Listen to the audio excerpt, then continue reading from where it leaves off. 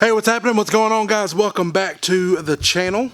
Welcome back to another episode of Vlogmas. Anyway, I might sound a little bit odd.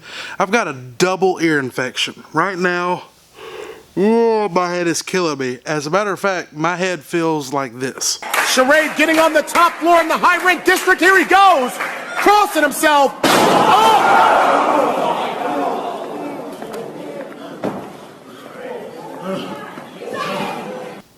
Yes, that's exactly what I feel like, but I'm here at the office because sometimes you just got to grind your way through it.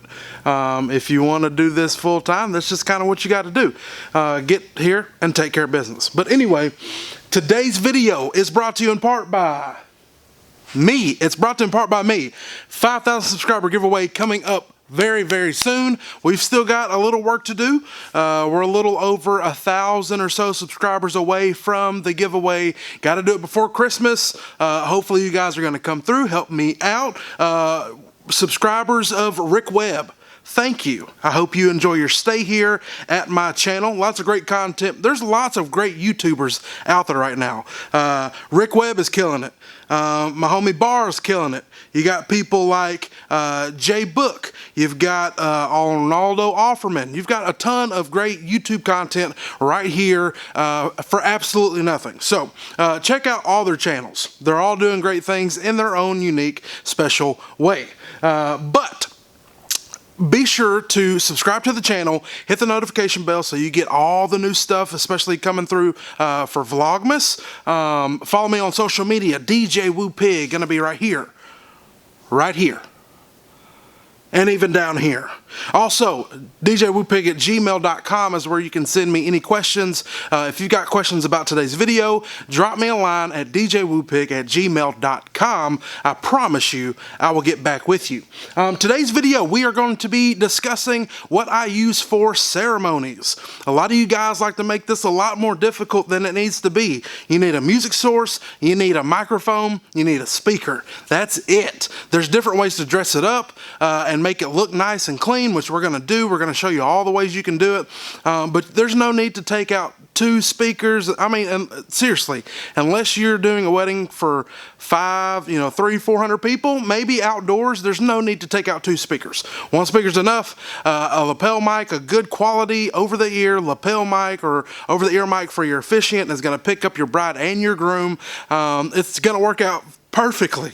You don't need a whole bunch of crap. This is what you need. I'm going to show you exactly what you need right here today. So I'm going to get this edited and I'm going home because, as you saw earlier, I don't feel good.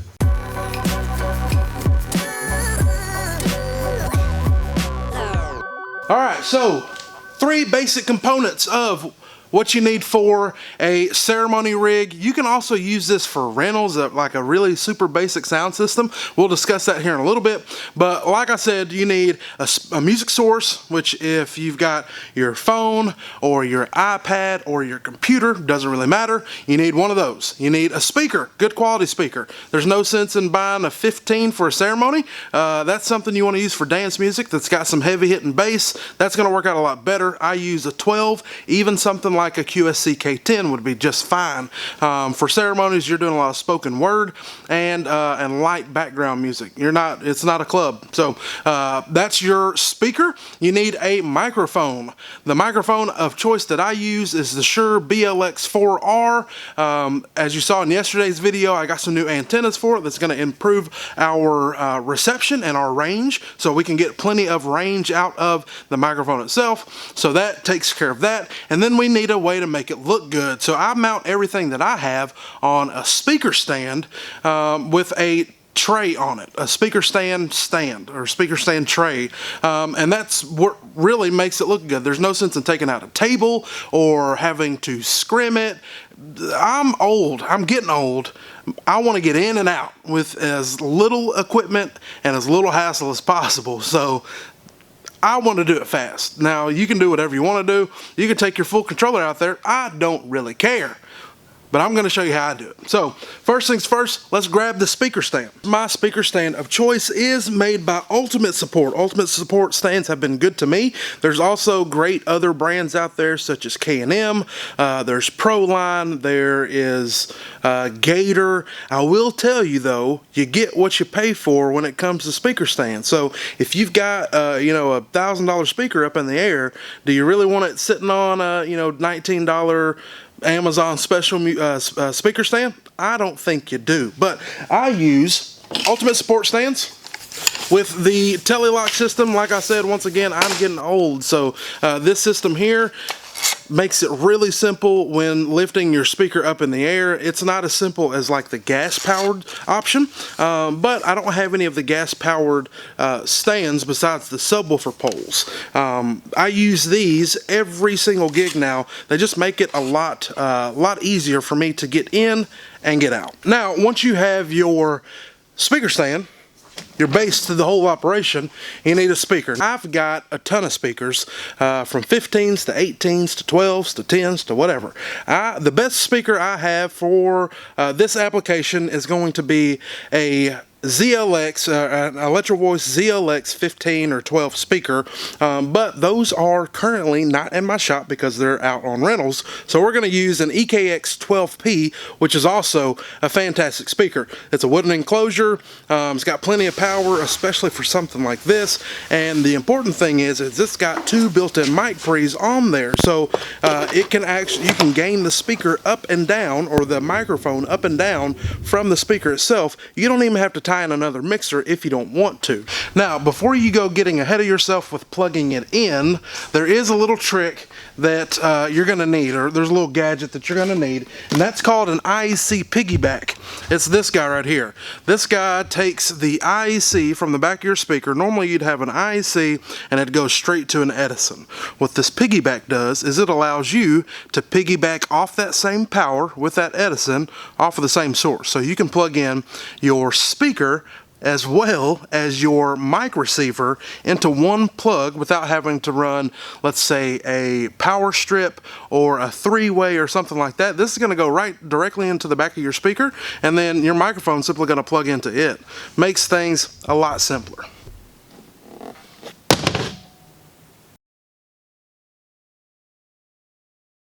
Inside of this plastic case, I have 2 XLR cables. One is simply for backup to a backup. Then we have the Shure BLX4R unit that's got the quarter wave antennas on them. We're going to be replacing these with the half wave antennas at a later date. Be sure to check out yesterday's video for why half waves are so much better.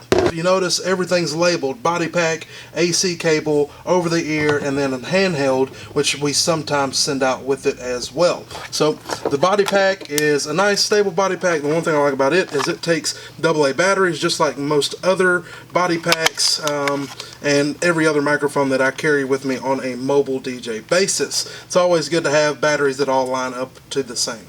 Then here we have our standard AC plug-in. Really nothing special. You've seen a lot of these before. The one thing I don't like about the Shure ones is they always include a gob of extra cable. I don't really think that's necessary, but there you have it.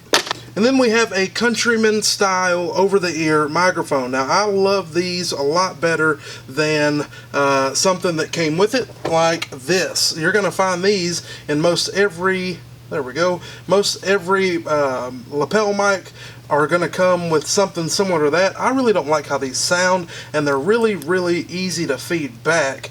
Now, that's not to say that these aren't, but I think these sound better, and it gets right up there to the source of the audio, which is the mouth. When you have something that's really close to the mouth, as is with this over-the-ear microphone, we're going to have this thing placed, I mean, essentially right there at the corner of the mouth. That's the optimum placement for it. You don't want it way up here, you don't want it way down in somebody's beard, you want it right there in the corner. So that's going to be right next to our source, which is the mouth.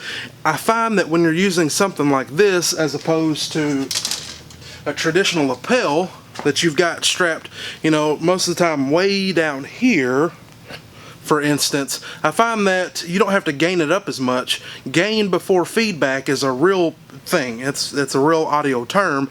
In order to gain this dude up, you know, you increase your chances of feedback once you turn that gain knob up. I find that it's easier to control over the ear mic that's placed right next to the mouth, as opposed to something like this, especially when plugged directly into the back of the speaker and not going through an external mixer. So let's get this thing set up. But before we do that, we've got to put our shelf in place so we'll have some place to sit it. It's backwards, but it says Audio 2000s. This tray is simply a lifesaver. I really don't know how I got about doing my whole ceremony rig before I purchased this tray. It's simple, it's easy, it's got a rubber pad that clips onto your speaker stand, so you can put this on your speaker stand without marring your speaker stand up, and it's pretty daggum secure.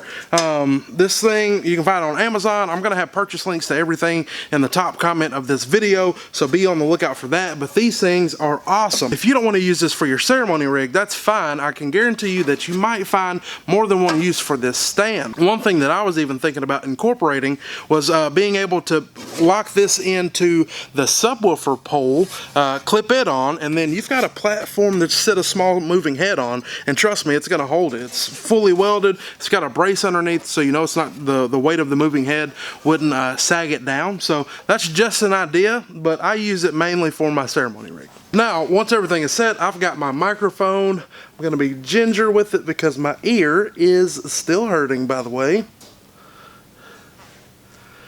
And as you can see, it's right there by my mouth. Now, I'm going to control all of my volumes directly from the back of this speaker. So, as I start turning this dude up, it helps to turn the microphone on. So, as I start turning this dude up, you can already hear it coming out of the front of the speaker. Now, I'm not going to get too loud with it because, of course, we are right here with the speaker itself. I don't want to have a bunch of feedback issue, but it's definitely coming out of the speaker. I hope that you can hear that. I don't want to lie to you and say that you're going to have the most control over this rig, but you will have volume up and down. What you won't have, unless your speaker, like my speaker has it built in, is the EQ selection. On this speaker, I can go down and turn up or down the mid, treble, or bass. Your speaker may not have that option. But you can get away with using a system like this as long as you have proper speaker placement and proper microphone placement. You won't have to gain it up as much as you think, and having one simple volume control on the back of your speaker 9 times out of 10 will work out just fine. I personally have never had a problem with it. So for my music source, I use a program called DJ Pro. It looks pretty similar to actually Virtual DJ for computers. So the good thing about this program, I'm not going to go into the details of it, but it does give you the ability to fade up and down, as well as cross mix across tracks. So it's a lot better than just using the manual volume on your iPad. Being able to fade up the levels in and out, and as well as fade to the next track, it makes it a lot better. This program, I believe, is $7-8, not much, but you can import your own tunes into it. So whether you made a custom mix, let's say for your dance in or whatever it is, you can add that to it. You can as well as add your iTunes library, and I do believe now you can even add Spotify. You can log in with Spotify and use that as well. So I didn't know that existed. That's pretty neat.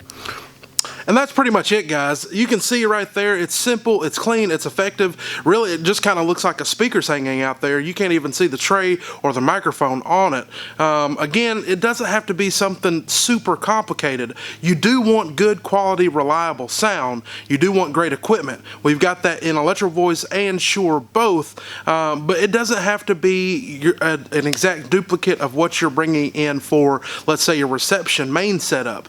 As long as you've got good, clean audio, microphones that aren't cutting in and out, 9 times out of 10 I found that people don't really care. And this thing right here blends in more than it stands out, which is also good. At the end of the day, if you're working an event by yourself, it's best to have something like this that you can set up and tear down while people are still transitioning into the cocktail hour. If you've got music playing in another location of the venue space, you can tear this down in 5 minutes and take it to the car. Now, one thing that is going to be super convenient is this same setup I rent out all the time for various things that don't really need a DJ or don't really have the budget for a DJ, and I'm not renting it out for 10, 15 bucks. I'm making good money. Let's say 150 to 250, 300 bucks depending on what the event is, where it is, and how far I have to travel to set it up. This here is essentially a foolproof system that you can leave, set it, and forget it, and then come back later on the day and come back and get it. One thing that I will suggest is go ahead and gaff tape over the main controls. That way you know no one has control or power to turn it up or turn it down. Once you set it up, you sound check it, you know it's good. You gaff tape over the controls, and it should be the exact same way whenever you come back. Put it in your rental agreement that if it's damaged when you come back to get it, they simply just pay for it. There's a lot of different ways to make money. This is one of them, and it's something that's super simple. Set up, tear down, 10-15 minutes, and you can make 200 or 300 bucks off of. That's it for today, guys. I'm sorry if this wasn't super helpful to you. I hope that it was. If I sound a little congested, again, I'm sorry.